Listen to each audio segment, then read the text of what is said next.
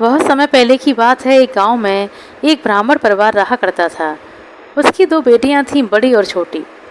ब्राह्मण बहुत ही पेटू था और हमेशा कुछ ना कुछ खाने की ताक में ही रहता। एक दिन उसे पीठा खाने की इच्छा हुई। उसने अपनी पत्नी को अपनी इच्छा बताई। पत्नी ने कहा, वो तो ठीक है, पर पीठा के लिए घर में चावल का आटा, गुड़, नारियल कुछ भी तो नहीं। ब्राह्मण ने कहा, तुम चिंता ना करो, मैं सारी चीज़ों की जुगाड़ करता हूँ। और ऐसा कहकर वह भिक्षा मांगने के लिए निकल पड़ा। दिन भर इधर उधर से भिक्षा मांगकर वह देर रात घर लौटा। उसकी पत्नी ने पीठा बनाना शुरू किया। एक भी पीठा इधर उधर ना हो जाए, इसलिए ब्राह्मण वहीं जमकर बैठ गया। उसके हाथ में रस्सी का एक बड़ा टुकड़ा था। हर पीठे के लिए वह रस्सी में एक गांठ लगा देता। इस तरह प्रत्येक पीठे का वह हिसाब रख रहा था कि ताकि एक भी पीठा कम ना हो पाए। दोनों बहनें सो रही थीं। पीठा बनने के क्रम में आवाज़ होने से बड़ी की नींद खुल गई। वह माँ के पास आकर बोली, माँ मुझे भी एक पीठा दो ना। ब्राह्मण की पत्नी जानती थी कि ब्राह्मण जितना पेटू है उतना ही गुस्सैल भी है। उसने कहा, बेटी यह तुम्हारे लिए नहीं। बच्ची ने पूछा, क्यों? माँ ने कहा, इनमें से अगर तुमने एक भी पीठा खाया तो तुम्हारे पिता तुम्हें जंगल में ले जाकर छोड़ देंगे। बच्ची ने कहा, जंगल भेजेंगे तो भेजने दो, मुझे तो एक पीठा चाहिए। बड़ी ने मचलते हुए कहा। मजबूरन माँ को एक पीठा देना ही पड़ा। पीठा खाकर बड़ी सो गई। कुछ देर के बाद मैं छोटी की नींद खुल गई। वह भी माँ के पास आकर पीठा मांगने लगी। माँ ने जब उसे टालना चाहा तो उसने भी वही प्रश्न किया। माँ ने कहा, पीठा खाने से तुम्हारे पिता तुम्हें जंगल में ले जाकर छोड़ देंगे। छोटी ने कहा, भेजने दो। अंततः छोटी को भी माँ ने चुपके से एक पीठा दे दिया।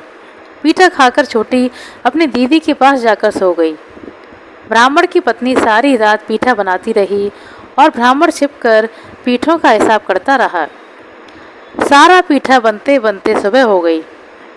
पीठा खाने के लिए ब्राह्मण इतना ज़्यादा उतावला था कि बिना हाथ मुंह धोए, बिना नहाए, बिना पूजा पाठ किए केले का एक बड़ा सा पत्ता बिछाकर पत्नी को सारा पीठा लाने के लिए कहा। ब्राह्मण की पत्नी ने भी सभी पीठों को केले के पत्ते पर रख दिया।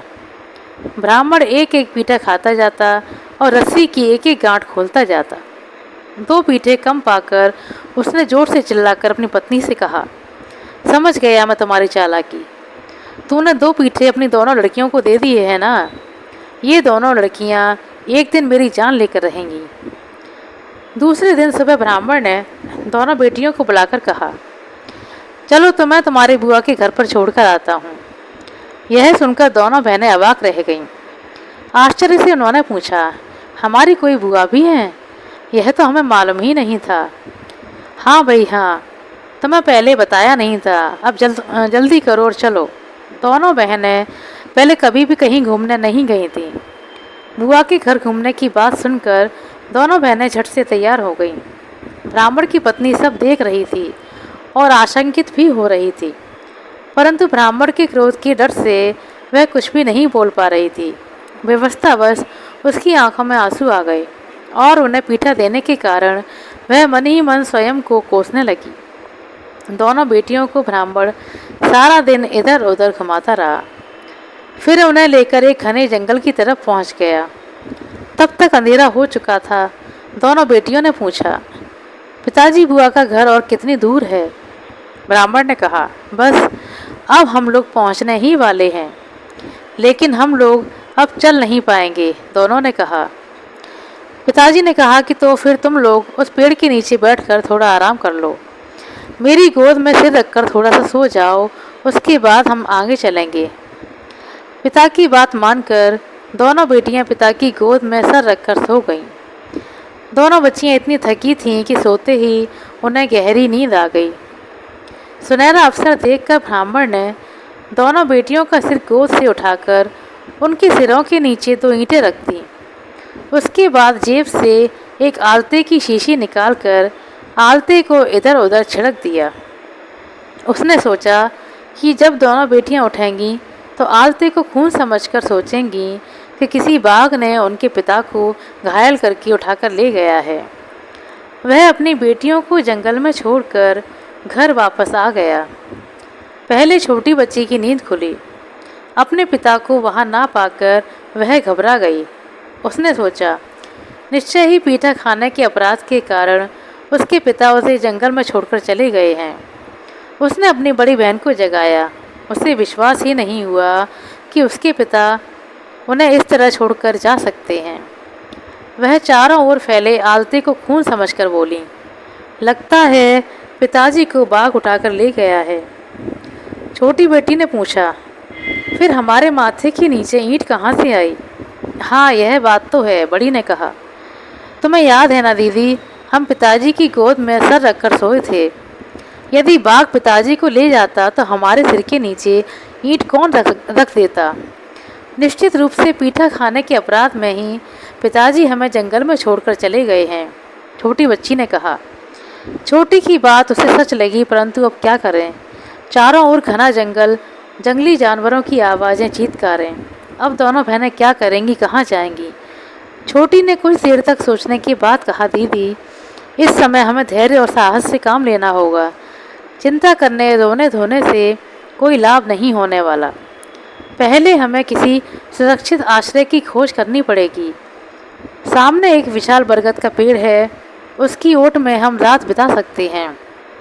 उन्होंने बरगद के पेड़ की ओट में रात बिताई। सुबह होते ही वे जंगल से बाहर निकलने के लिए तेज कदमों से चलने लगीं। कुछ देर के बाद उनकी दृष्टि कुछ देव कन्याओं पर जा पड़ी। वे कोई पूजा कर रही थीं। उन्हें देखकर दोनों ने सोचा, दुर्गा पूजा तो 2 महीने पहले ही खत्म हो चुकी है। दिवाली का भी समय नहीं है, फिर ये लोग किसकी पूजा कर रही हैं? तभी किसी की आवाज़ उन्हें सुनाई पड़ी। ये लोग सूर्य देव की पूजा कर रही हैं। इन दोनों बहनों ने पूछा, क्यों? उत्तर मिला, दरिद्रता से मुक्ति पाने के लिए। दोनों बहनें उस ओर बढ़ चलीं। वहाँ उनके खड़े होते ही पूजा का कलश उलट गया। देव कन्याएं चिल्ला उठीं, कौन है ये पापी? क्या चाहती हो तुम दोनों? दोनों बोलीं, हम अत्यंत असहाय हैं। हमारे पिताजी कल रात हमें जंगल में छोड़कर चले गए हैं और घूमते घूमते हम दोनों बहनें यहाँ आ पहुँचे हैं। हम पर दया कीजिए। उनकी कातर वाणी सुनकर देव कन्याओं का मन पसीज गया। उन्होंने कहा, जाओ सामने के तालाब में स्नान करके आओ, फिर हमारे साथ सूर्य देव की पूजा करना। दोनों तालाब में स्नान करने गईं। पानी में पैर रखते ही तालाब का सारा पानी सूख गया। उन लोगों ने वापस आकर देव कन्या को सारी बात बताई। तब तक देव कन्या ने दूब की एक अंगूठी तैयार कर उन्हें दे दी और उनसे कहा, पहले इसे तालाब में फेंकना, उसके बाद तालाब में उतरना। किसी प्रकार की असुविधा नहीं होगी। दोनों बहनें तालाब के पास पहुंची और दूब की उस अंगूठी को तालाब में फेंक दिया। देखते ही देखते वह तालाब पानी से भर गया और वे उसमें स्नान करके लौट आए। पूजा समाप्त होने के बाद में देव कन्याओं ने उन्हें वर मांगना सिखाया। देव कन्याओं की कथा अनुसार दोनों बहनों ने सूर्य देवता के सम्मुख अपनी मनोकामना प्रकट की। उन्हें प्रणाम करके सूर्य देव का प्रसाद और कलश लेकर घर की ओर चल पड़ी। रास्ते में एक जगह दोनों ने देखा कि एक छोटे से तालाब में ढेर सारा कर्मी साग है। उन्हें साग तोड़ने की इच्छा हुई। दोनों ने जैसे ही तालाब की ओर पैर बढ़ाए, एक सोने का सिर बड़ी के पैरों में उलझ गया। छोटी ने उसे उठाकर कपड़ों में छिपा लिया और उसके बाद दोनों घर की ओर चल पड़ी। घर पहुंचने पर उनके पिता ने उस सोने के सिर को देखा तो वे घबराकर चिल्लाते हुए बोले, ये क्या है और इसे यहाँ क्यों लेकर आई हो? क्या हमारे हाथों में हथकड़ी लगवानी है? दोनों बेटियों ने कहा कि पिताजी आप क्या कह रहे हैं? हम तो साग तोड़ने के लिए गए थे, हमें तो वहाँ अचानक से यह मिल गया। तुम्हारे कहने से कुछ नहीं होता, इसे तुरंत फेंक दो। और ऐसा कहकर ब्राह्मण ने खुद ही सोने के सिर को फेंक दिया। लेकिन आश्चर्य, वह सिर फिर से लौट कर आ गया। ब्राह्मण अवाक, ऐसी घटना उसने पहले कभी नहीं देखी थी। दोनों बहनों ने जंगल में देव कन्या से हुई भेंट और सूर्यदेव की पूजा की सारी बातें अपने माता पिता को बताईं। ब्राह्मण की पत्नी ने सारी बातें सुनने के बाद बेटियों के द्वारा लाए गए सूर्य पूजा के कलश को घर में स्थापित कर दिया और वह उसकी पूजा भी करने लगी। देखते ही देखते उसके घर का सब कुछ बदल गया। ब्राह्मण की पत्नी को चांद सा बेटा हुआ। सूर्यदेव की कृपा से बड़ी का उस देश के राजा के साथ और छोटी का वहाँ के मंत्री के साथ विवाह हो गया। बेटियों के ससुराल जाने से पहले ब्राह्मण ने उनसे पूछा, हाँ तो बेटी, तुम लोगों की कोई इच्छा है तो मुझे बताओ। बड़ी ने कहा, बहुत दिनों से मछली का शोरबा नहीं पिया, खूब इच्छा हो रही है। छोटी ने कहा, आज अगेन माह का रविवार है और मैं सूर्य देव की पूजा करना चाहती हूँ। इसके लिए ज़रूरत का सारा सामान ला दीजिए। ब्राह्मण ने सारा सामान लाकर दे दिया।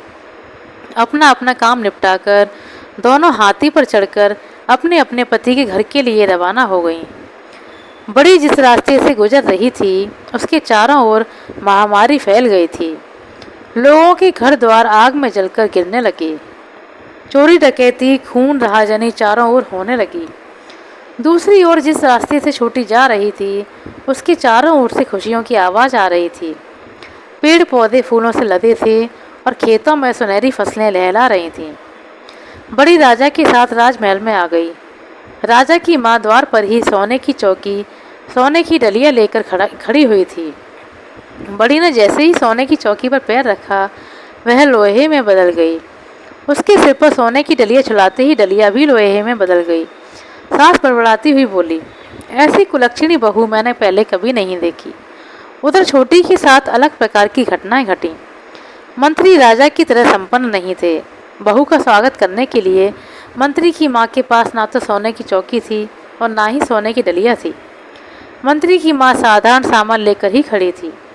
लेकिन चमत्कार हो गया। छोटी ने जैसे ही चौकी पर पैर रखा चौकी सोने की हो गई।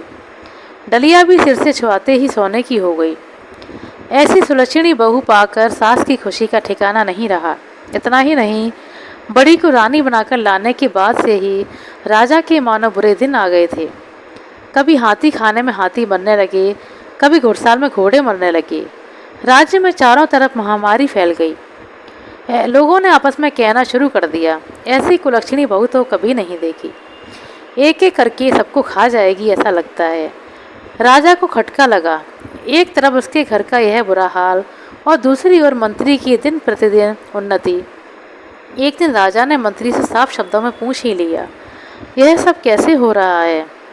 मंत्री ने कहा, यह तो मैं भी नहीं समझ पा रहा हूँ महाराज। राजा ने कहा, चाहे जो हो, कुलक्षणी बहू मुझे नहीं चाहिए। कल ही उसकी गर्दन कटवा देना। मंत्री धर्म संकट में पड़ गया, लेकिन राजा के आदेश को वह टाल नहीं सकता था। लाचार होकर जल्लाद को बुलाकर उसने राजा के आदेश का पालन करने के लिए कहा। लेकिन जल्लाद को दया आ गई और उसने बड़ी को छोटी के घर के सामने छोड़ दिया और एक कुत्ते को काट कर उसका खून राजा को दिखा दिया। छोटी ने बड़े प्यार से बड़ी को अपने पास बैठाकर उसकी सारी बातें सुनी। फिर कहा, जानती हो दीदी, यह सब सूर्य देव के कोप से हुआ है। छोटी ने बड़ी को अपने ही घर में इस प्रकार छिपाकर रखा कि उसके पति को भी उसकी भनक नहीं लगी। इधर सूर्य देव की कृपा से ब्राह्मण ने अपने पुत्र की शादी करने की बात सोची। एक दिन बारात लेकर वह अपने बेटे का विवाह करने के लिए निकला। कुछ दूर जाने पर लड़के ने कहा, ओह सरौता लाना तो मैं भूल ही गया। ब्राह्मण ने कहा, कोई बात नहीं, मैं तुरंत लेकर आता हूँ, तुम सब यहीं प्रतीक्षा करो। ब्राह्मण दौड़ते दौड़ते घर पहुँचा। ब्राह्मण की पत्नी उस समय दरवाज़ा बंद कर सूर्य देव की पूजा कर रही थी। ब्राह्मण प्रतीक्षा नहीं कर सका और दरवाज़ा तोड़कर घर में घुस गया। गुस्से से वह थर थर काँप रहा था। लाठी के प्रहार से उसने सूर्य देव के कलश को चकनाचूर कर दिया। उसके बाद सरौता लेकर तेजी से उस ओर चल पड़ा जहाँ उसका बेटा और बाराती इंतजार कर रहे थे। लेकिन वहाँ कोई नहीं था, ना बाराती ना गाजा बाजा, केवल उसका बेटा खड़ा खड़ा रो रहा था। बहुत दुखी होकर ब्राह्मण घर लौट आया, लेकिन यह क्या, विशाल घर के स्थान पर पहले जैसा फूस का घर हो गया। ब्राह्मण हतप्रभ रह गया। उसकी पत्नी रोती हुई बोली, भगवान ने जो भी कुछ दिया था सब कुछ ले लिया। ब्राह्मण शांत भाव से बोला, जो होना था वो हो गया, सब भूल कर तुम फिर से उनकी पूजा करो। ब्राह्मण की पत्नी दुखी होकर बोली, कैसे करूँगी पूजा, कुछ भी नहीं है घर में। ब्राह्मण बोला, चिंता मत करो, मैं सारी व्यवस्था करता हूँ। ब्राह्मण सहायता पाने की आशा में छोटी बेटी के घर गया। बेटी की ठाट बाट देखकर वह दंग रह गया। उसने देखा दासियां सोने की घड़े में जल डालकर उसे नहला रही हैं। ब्राह्मण ने दासियों को अपना परिचय दिया, लेकिन उन्हें उसकी बात पर विश्वास नहीं हुआ। तब ब्राह्मण ने घास की एक अंगूठी बनाकर पास रख के घड़े में फेंक दी। जब दासियां छोटी के सिर पर जल डाल रही थीं, तब एक घड़े से वह घास की अंगूठी गिर पड़ी। छोटी ने कहा, क्या है ये? किसने इसमें डाला है? एक दासी बोली, एक व्यक्ति ने, और वे बता रहे हैं कि वे आपके पिता हैं। छोटी ने आदेश दिया, उन्हें जल्दी से यहाँ लेकर आओ। दासियां शीघ्र ही ब्राह्मण को अंदर ले आईं। छोटी ने अपने पिता का आदर सत्कार किया, फिर बहुत सारा रुपया पैसा सामान देकर ससम्मान अपने पिता को विदा किया। लेकिन रास्ते में ही डाकुओं ने उसका सब कुछ लूट लिया। बेचारा ब्राह्मण खाली हाथ घर लौटा। पति को खाली हाथ लौटा देखकर उसकी पत्नी ने पूछा, क्या बेटी ने कुछ भी नहीं दिया? ब्राह्मण ने कहा, दिया तो बहुत कुछ था, लेकिन डाकुओं ने सब कुछ लूट लिया। अब क्या होगा? पत्नी ने पूछा। इस बार तुम जाओ, ब्राह्मण ने कहा। ब्राह्मण की पत्नी छोटी बेटी के घर गई। वहाँ उसका भी बहुत आदर सत्कार हुआ। उसने अपने आने का कारण बताया। छोटी ने अपनी माँ को सलाह देते हुए कहा, तुम यहीं सूर्य देव की पूजा करके तब घर जाना माँ। ब्राह्मण की पत्नी मान गई। उसके बाद पूजा का वही दिन आ गया। छोटी ने अपनी दीदी को उपवास रखने और पूजा करने के लिए कहा। पूजा के अंत में रविवार के दिन छोटी ने माँ और दीदी को पूजा करके इच्छित वर मांगने के लिए कहा। ब्राह्मण की पत्नी ने मांगा कि मेरा सब कुछ पहले जैसा लौट आए, और बड़ी ने मांगा कि मेरा घर जैसा था फिर से वैसा हो जाए, मुझ पर पति की कृपा हो जाए।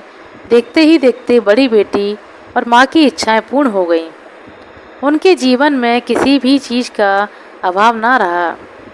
ब्राह्मण की पत्नी घर वापस आ गई और राजा अपनी पत्नी को पाकर बहुत खुश हुआ। फिर सब खुशी खुशी से अपनी ज़िंदगी में रहने लगे। आशा करते हैं दोस्तों आपको हमारे द्वारा सुनाई गई यह कहानी अच्छी लगी होगी। कहानी पसंद आई हो तो कृपया लाइक कर दें, शेयर कर दें। चैनल पर नए हैं तो सब्सक्राइब कर लें। अपना कीमती समय देने के लिए बहुत बहुत धन्यवाद। मिलते हैं अगले वीडियो में, तब तक के लिए नमस्कार।